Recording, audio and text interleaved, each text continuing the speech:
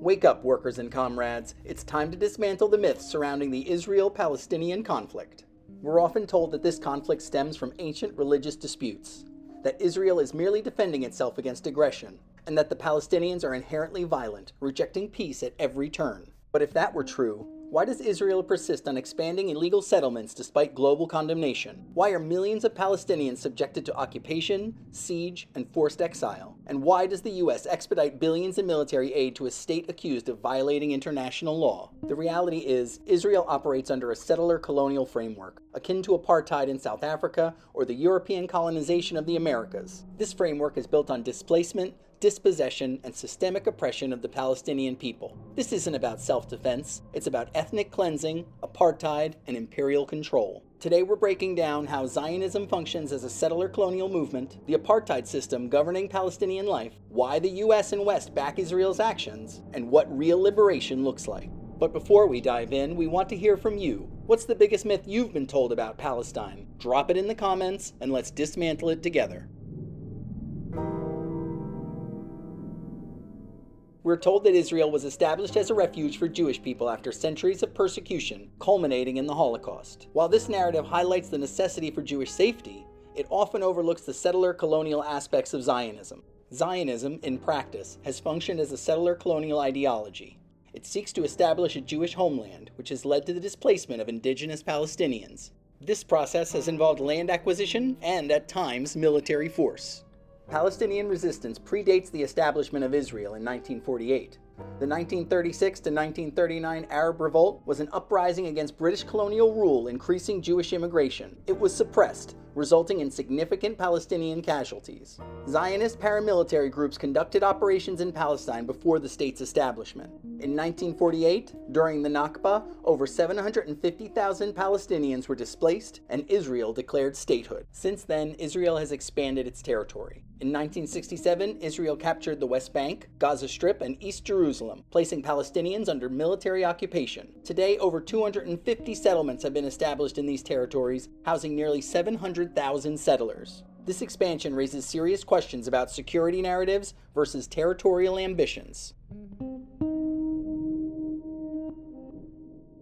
Israel is often hailed as the only democracy in the Middle East. However, this characterization is complicated by the lived realities of Palestinians. Palestinians live under different sets of rules and restrictions depending on where they are, but all face some sort of inequality or hardship. In the West Bank and Gaza, Palestinians live under military occupation. Israel maintains control over major aspects of daily life, including infrastructure, borders, and movement. Checkpoints, roadblocks, and the separation barrier limit their freedom to travel, work, and access basic services. Even building a home can be a struggle. Building permits are rarely granted, and structures built without them are often demolished.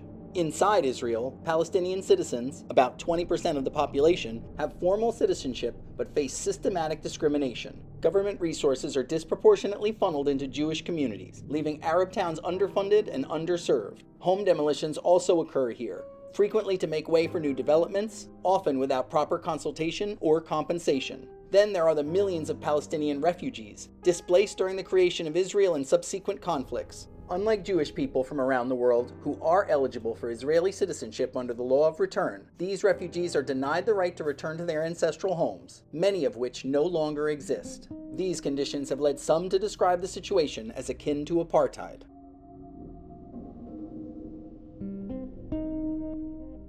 The US provides substantial military aid to Israel, with recent commitments totaling approximately $4 billion.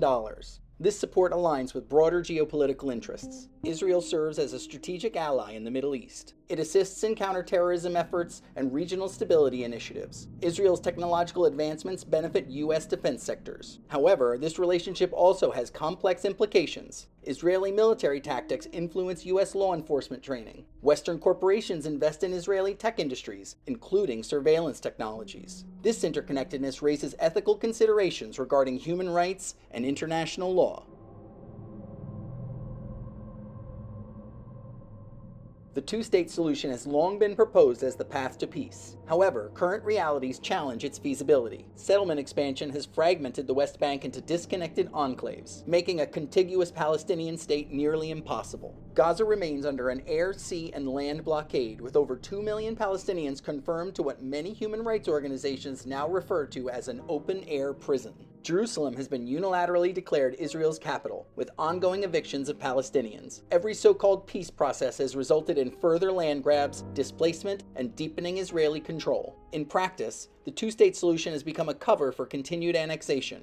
The reality on the ground is not two states. It's one state with two systems, one of privilege and mobility for Israeli Jews, and one of checkpoints, surveillance, and dispossession for Palestinians. The only path to justice isn't managing apartheid, it's dismantling it. A just future must include equal rights for all people between the river and the sea, the right of return for Palestinian refugees, an end to military occupation and forced displacement, and the decolonization of land, law, and power. This is not just a conflict, it's a struggle for liberation.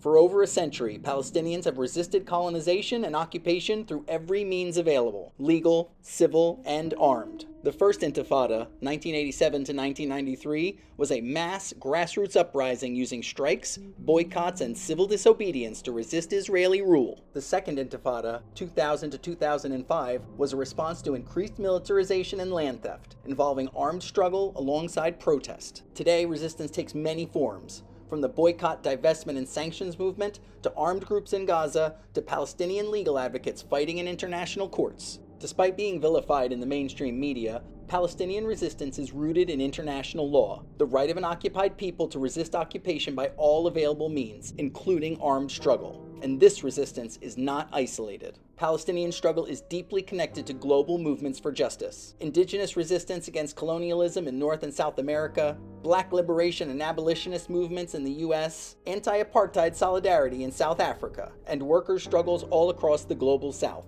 When Ferguson protesters chanted, "From Ferguson to Palestine," it wasn't a slogan, it was solidarity in action. The systems of militarism, surveillance, and racial control used against Palestinians are the same ones exported around the world, from US police departments trained in Israel to spyware used to target journalists and activists globally. Palestinian liberation is part of the global fight against racism, colonialism, and capitalist empire.